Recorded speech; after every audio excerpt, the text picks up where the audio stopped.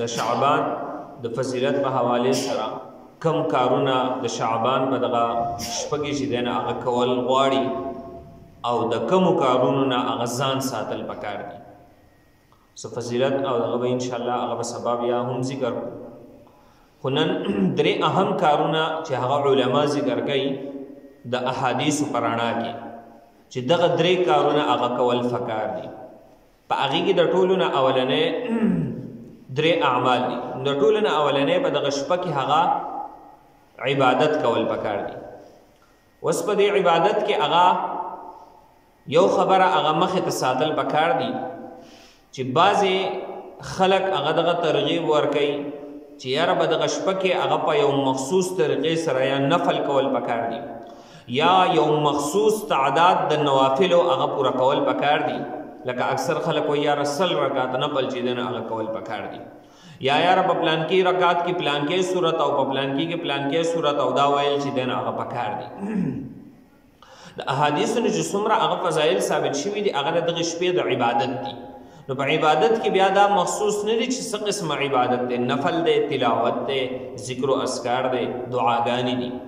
یو خبره دا شوه. نو د دې کې څه خاصوالی هغه نشته دی. بله خبره د تعداد هم څه تعین نشته دی چې څومره تعداد کې هغه عبادت کول پکار دي. د چا وس کېږي 2 رکعاته دې وکړي، د چا وس کېږي 100 رکعاته دې وکړي.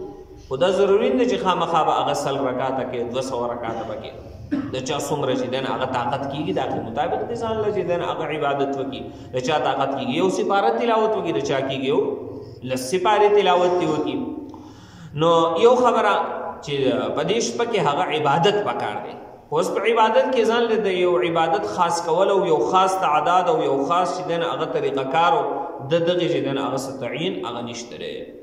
نو د ماسوتن مونځ سړی چې دی نه هغه به جماعت وکړي او د سهار مونځ به جماعت وکړي او په دې منځ کې د څومره توفیق هغه میلاوېدلی شي دی خپل عبادت هغه وکړي. د ده لپاره غوره والی دی، فضیلت دی. که یو سړی ونه کړي نو دی څه په دې ګناهګار خو نه دی. نو یو خبره په دې شپه کې هغه عبادت کول. دویم د 15 شعبان هغه روژه نیول. د روژې فضیلت او د دې عبادت فضیلتونه به سبا انشاءالله بیا نور هم ذکر کوو. دا خو صرف اعمال ذکر کوو چې دا اعمال به کې کول پکار دي. نو دویم د 15 شعبان د ورځې روژه چې دی نه هغه نیول دا مستحب دي. یو خدا په ایام 20 کې راځي هغه 3 ورځې چې نبی علیه السلام به په هغې کې په هره میاشت کې هغه روژه نیوله 13 14 15 د اسلامي تاریخ. نو دا په هغې کې راځي 15 تاریخ. یو خو په هغې کې راځي او بل د علي رضی الله تعالی عنه یو روایت دی هغه به هم بیا ذکر شي سبا انشاءالله. په هغې کې هم د دې څه فضیلت چې دی نه هغه ذکر شوی دی. نو د دغې روژې هغه فضیلت او روژې چې کوم دی د دې فضیلت هغه ذکر شوی راغلی دی. بل دریم په دغه شپه باندې یو سړی قبرستان ته هغه تللی شي ماښام ماسوتن کې یا سباله تللی شي چې دی لاړ شي او مړو ته چې دی نه هغه دعاګانې وکړي. نو په دې کې یو حدیث په هغه را نقل کوو انشاءالله سبا. نبی علیه السلام چې دی نه هغه قبرستان ته تللی دی په دغه شپه باندې په خپل عمر کې یو پیر تللی دی او هلته دعا وغیره چې دی نه هغه غوښتلې ده. د عایشې رضی الله تعالی عنها یو روایت په را نقل کوو.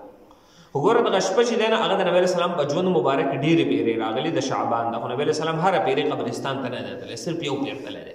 نو د دې نه صرف جواز معلومیږي چې تلل جایز دي او کلاړ شي نو دعا چې دی نه هغه کول پکار. دلته سړی دعا وکړي د مړو لپاره. نو بیا د دې نه دا نه معلومیږي چې په هر شعبان کې بالاهتمام هلته چې دی نو میلې لګول، هلته چې دی نو هغه تلل او بیا چې دی نو هغه په قبرونو باندې ګلونه وراشول او قسمه قسم چې دی نو هغه د ځان نه طریقه کار ایجاد کول دا چې دی نو هغه بیا د دین اسلام حصه نه ده. دا بیا د ځان نه جوړول دي. نو د دین اسلام کې څومره دقه صرف ثابت دی چې نبی علیه السلام یو شپه تللی دی په یو شعبان کې، په ټول عمر کې یو شعبان کې تللی دی، دعا یې غوښتلې ده. نو که څوک ځي نو څه مسله نشته دی. خو د ځانه چې دی هغه بیا خامخا چې وایي یاره به دې شپه باندې تلل غواړي او داسې داسې چلونه کول غواړي دا چې دی هغه بیا د ځانه زیاتوالی دی. نو دا 3 کارونه که څوک لاړ نه شي نو لازمي نه دي، فرض نه دي، څو ګناهګار نه دی په دې باندې. نو دا 3 کارونه که دی وکړي نو د لپاره غوره والی دی. که وی نه کړي نو په دې کې څه نقصان نشته دی د لپاره. د دې 3 کارونو نه علاوه نور داسې کارونه دي چې هغه کول په هغې باندې ګناهګارېدل دي. لکه د شعبان په دغه شپه کې چې دی نه هغه عمومي چې دی نه هغه آتشبازي کېږي. بعضې خلک چې دی نه هغه آتشبازیانې کوي.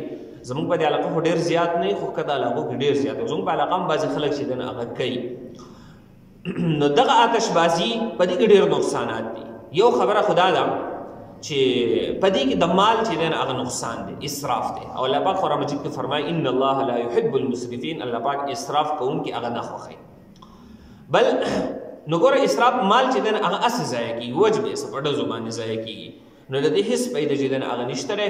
کوم مور و پلار چې بچو له هغه د دې لپاره پیسې ورکوي، دغه مور و پلار هم په دې کې هغه ګناهګار دي. بل په دې کې چې دی نه هغه د هندوانو د هغې رسمونو سره یو مشابهت، یو شانوالی راځي چې د هغوی دپاره داسې بعضې شپې وي چې په هغې کې هغوی هغه ډزې وغیره کوي، دغه چې دی نه هغه آتشبازیانې کوي. نو د هغو سره یو شانوالی چې دی نه هغه په دې کې هغه راځي. نو لهذا د داسې قسمه څیزونو نه هغه ځان ساتل پکار دي. دا زموږ د دین اسلام مونږ ته تعلیم دا نه راکوي. مونږ ته دین اسلام د دغې شپې تعلیم راکوي چې په دې کې عبادت وکړه، په دې کې چې دی نه هغه داسې قسمه کارونه مه کوه چې هغه الټه ستا لپاره هغه د ګناه سبب جوړېږي. دویم هغه په دې کې یو قسم مخصوص هغه خوراک تیار کړلی شي او هغه تقسیمیږي چې یاره دا د دې شعبان چې دی نه هغه حصه ده.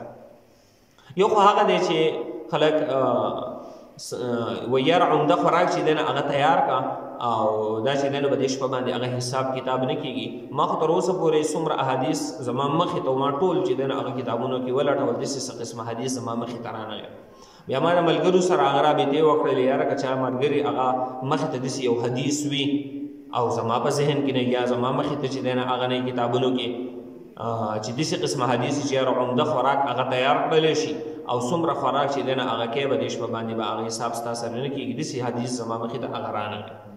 بهرحال که بیا هم د چا په ذهن کې یي جو مونږ ته دې پیش کړي، مونږ به چې دی نه هغه په علم کې به زیاتوالی هغه راشي. خو داسې قسمه حدیث نو بیا څه منع هم نه دي چې عمده خوراک څوک تیار کړي جو دا منع دي، نه دا منع هم نه دي. خو داسې بالکل اهتمام چې یاره خامخا به اوس دا کار کول غواړي او که څوک یې ونه کړي یاره دا تاولي داسې چل نه دی کړی، نو به دې کې بیا لږه مسله جوړېږي. نو که څوک عمده خوراک تیار کړي وایي خوري نو څه مسله به کې نشته دی، خو لازمي کول هغه نه دي پکار.